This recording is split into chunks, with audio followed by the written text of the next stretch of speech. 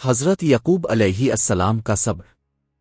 حضرت یعقوب علیہ السلام حضرت اسحاق علیہ السلام کے بیٹے اور حضرت ابراہیم علیہ السلام کے پوتے تھے۔ اللہ تعالیٰ نے آپ کو بھی اپنی نبوت سے نوازا۔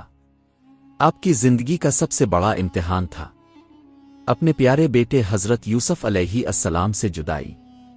یوسف علیہ السلام سے جدائی۔ حضرت یعقوب علیہ السلام اپنے بیٹے یوسف علیہ السلام سے بے پناہ محبت کرتے تھے، لیکن یوسف علیہ السلام کے بھائی حسد کرنے لگے۔ ایک دن انہوں نے یوسف علیہ السلام کو قریب کے ایک کنویں میں ڈال دیا اور واپس آ کر اپنے والد سے جھوٹ بولا، اے ابا جان، بھیڑیا یوسف کو کھا گیا۔ وہ یوسف علیہ السلام کا خون آلود قمیص بھی لے آئے۔ حضرت یعقوب علیہ السلام سمجھ گئے کہ یہ سچ نہیں ہے۔ دکھ کا سمندر۔ اپنے پیارے بیٹے سے جدا ہو کر حضرت یعقوب علیہ السلام کا دل غم سے بھر گیا، لیکن انہوں نے کبھی اللہ سے شکو نہیں کیا، بس یہی کہا، فیسبر جم والویا الماست اینا ویل مایا تسفاونے، یعنی بہترین صبر یہی ہے، جو کچھ تم بیان کرتے ہو اس پر میں اللہ ہی سے مدد مانگتا ہوں۔ یوسف علیہ السلام کی یاد میں دن رات روتے روتے ان کی آنکھیں سفید اندھی ہو گئیں۔ صبر کا میٹھا پھل۔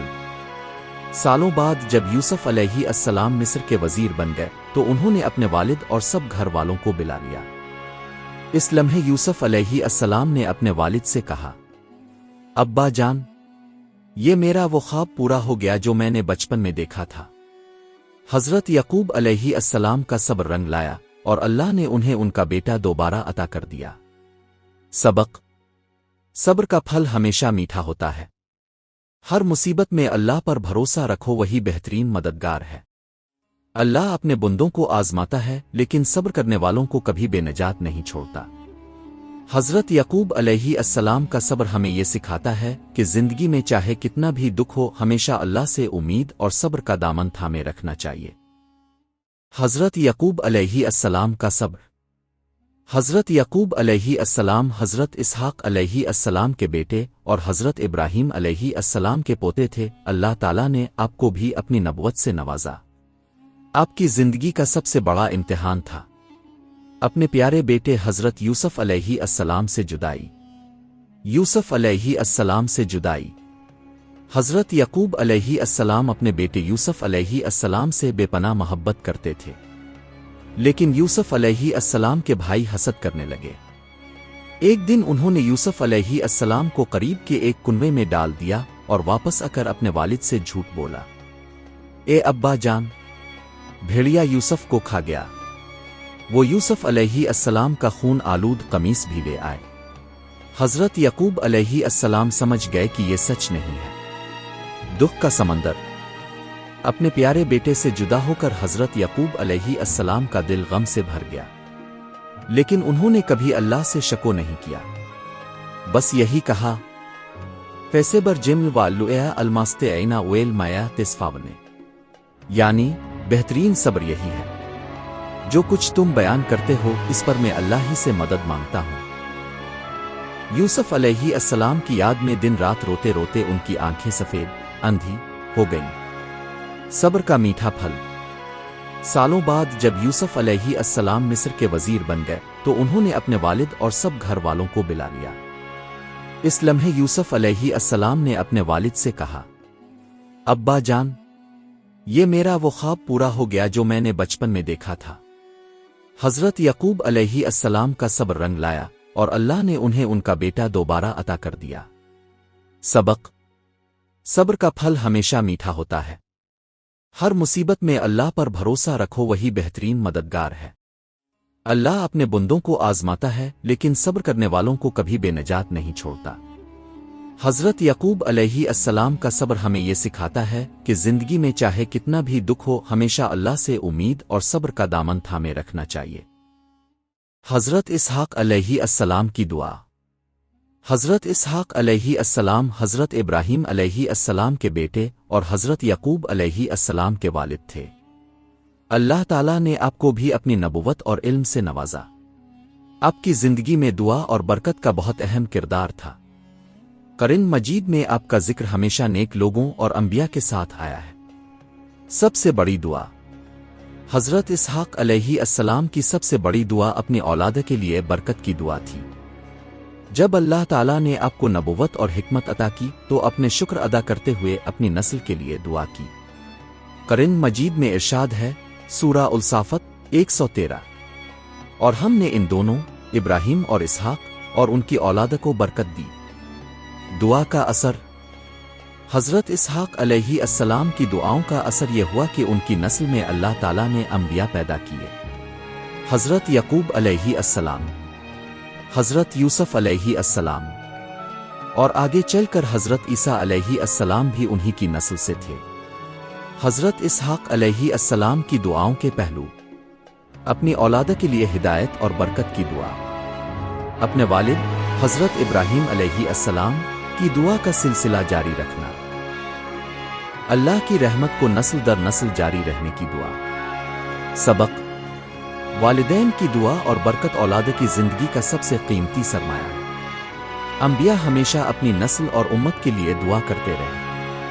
हमें भी चाहिए कि हम सिर्फ अपने लिए नहीं बल्कि अपनी आने वाली नस्लों के लिए भी हिदायत और बरकत की दुआ मांगें। हज़रत इसहाक़ अलैहिस्सलाम की दुआ हमें यह सबक देती है कि हकीकी विरासत सिर्फ माल नहीं बल्कि दुआओं और बरकतों का तसलसल है। हज़रत इसहाक़ अलैहिस्सलाम की दुआ। हज़रत इसहाक़ अलैहिस्सलाम हज़रत इब्राहिम अलैहिस्सलाम के बेटे और हज़रत यकूब अलैहिस्सलाम के वालिद थे। अल्लाह ताला ने आपको भी अपनी नबुव्वत और इल्म से नवाजा। आपकी ज़िंदगी में दुआ और बरकत का बहुत अहम किरदार था। कुरान मजीद में आपका जिक्र हमेशा नेक लोगों और अंबिया के साथ आया है। सबसे बड़ी दुआ। हज़रत इसहाक़ अलैहिस्सलाम की सबसे बड़ी दुआ अपनी औलाद के लिए बरकत की दुआ थी। जब अल्लाह ताला ने आपको नबुव्वत और हिकमत अता की तो अपने शुक्र अदा करते हुए अपनी नस्ल के लिए दुआ की।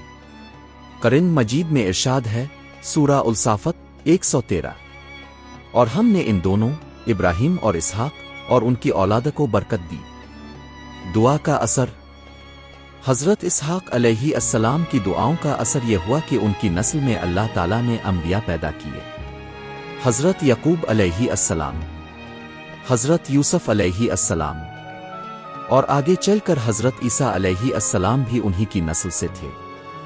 हज़रत इसहाक़ अलैहिस्सलाम की दुआओं के पहलू। अपनी औलाद के लिए हिदायत और बरकत की दुआ। अपने वालिद हज़रत इब्राहिम अलैहिस्सलाम की दुआ का सिलसिला जारी रखना। अल्लाह की रहमत को नस्ल दर नस्ल जारी रहने की दुआ। सबक। वालिदैन की दुआ और बरकत औलाद की ज़िंदगी का सबसे कीमती सरमाया है। अंबिया हमेशा अपनी नस्ल और उम्मत के लिए दुआ करते रहे। हमें भी चाहिए कि हम सिर्फ अपने लिए नहीं बल्कि अपनी आने वाली नस्लों के लिए भी हिदायत और बरकत की दुआ मांगें।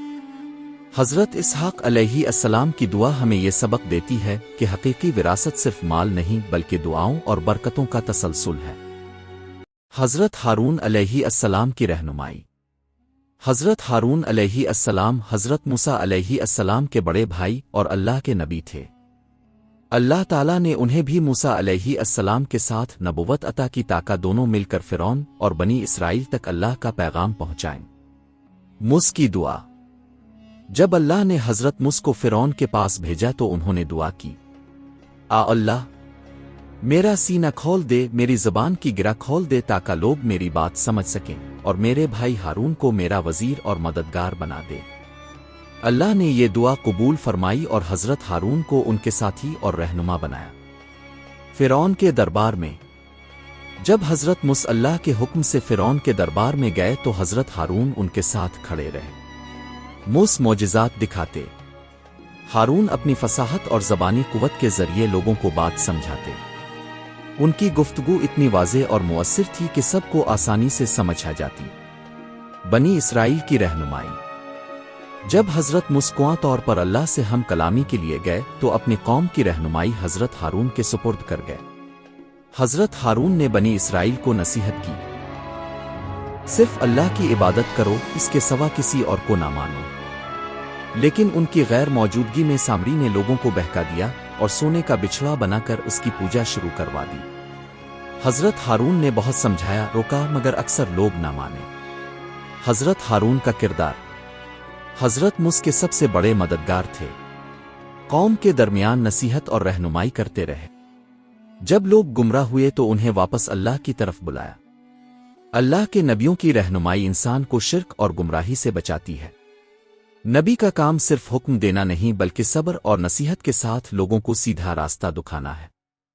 ہر آزمائش اور فتنہ کے وقت اللہ نے اپنے پیغمبروں کے ذریعے انسانوں کو رہنمائی دی۔ حضرت ہارون علیہ السلام کی زندگی یہ سبق دیتی ہے کہ اصل رہنما وہی ہے جو لوگوں کو صرف اللہ کے راستے پر چلائے، چاہے سوسائٹی اس کی بات مانے یا نہ مانے۔ حضرت ہارون علیہ السلام کی رہنمائی۔ حضرت ہارون علیہ السلام حضرت موسیٰ علیہ السلام کے بڑے بھائی اور اللہ کے نبی تھے۔ اللہ تعالیٰ نے انہیں بھی موسیٰ علیہ السلام کے ساتھ نبوت عطا کی تاکہ دونوں مل کر فرعون اور بنی اسرائیل تک اللہ کا پیغام پہنچائیں۔ موسیٰ کی دعا۔ جب اللہ نے حضرت موسیٰ کو فرعون کے پاس بھیجا تو انہوں نے دعا کی، اللہ میرا سینہ کھول دے، میری زبان کی گرہ کھول دے تاکہ لوگ میری بات سمجھ سکیں، اور میرے بھائی ہارون کو میرا وزیر اور مددگار بنا دے۔ اللہ نے یہ دعا قبول فرمائی اور حضرت ہارون کو ان کے ساتھی اور رہنما بنایا۔ فرعون کے دربار میں۔ جب حضرت موسیٰ اللہ کے حکم سے فرعون کے دربار میں گئے تو حضرت ہارون ان کے ساتھ کھڑے رہے۔ موسیٰ معجزات دکھاتے، ہارون اپنی فصاحت اور زبانی قوت کے ذریعے لوگوں کو بات سمجھاتے۔ ان کی گفتگو اتنی واضح اور مؤثر تھی کہ سب کو آسانی سے سمجھ آ جاتی۔ بنی اسرائیل کی رہنمائی۔ جب حضرت موسیٰ طور پر اللہ سے ہم کلامی کے لیے گئے تو اپنی قوم کی رہنمائی حضرت ہارون کے سپرد کر گئے۔ حضرت ہارون نے بنی اسرائیل کو نصیحت کی، صرف اللہ کی عبادت کرو، اس کے سوا کسی اور کو نہ مانو۔ لیکن ان کی غیر موجودگی میں سامری نے لوگوں کو بہکا دیا اور سونے کا بچھڑا بنا کر اس کی پوجا شروع کروا دی۔ حضرت ہارون نے بہت سمجھایا، روکا، مگر اکثر لوگ نہ مانے۔ حضرت ہارون کا کردار۔ حضرت موسیٰ کے سب سے بڑے مددگار تھے۔ قوم کے درمیان نصیحت اور رہنمائی کرتے رہے۔ جب لوگ گمراہ ہوئے تو انہیں واپس اللہ کی طرف بلایا۔ اللہ کے نبیوں کی رہنمائی انسان کو شرک اور گمراہی سے بچاتی ہے۔ نبی کا کام صرف حکم دینا نہیں بلکہ صبر اور نصیحت کے ساتھ لوگوں کو سیدھا راستہ دکھانا ہے۔ ہر آزمائش اور فتنہ کے وقت اللہ نے اپنے پیغمبروں کے ذریعے انسانوں کو رہنمائی دی۔ حضرت ہارون علیہ السلام کی زندگی یہ سبق دیتی ہے کہ اصل رہنما وہی ہے جو لوگوں کو صرف اللہ کے راستے پر چلائے، چاہے سوسائٹی اس کی بات مانے یا نہ مانے۔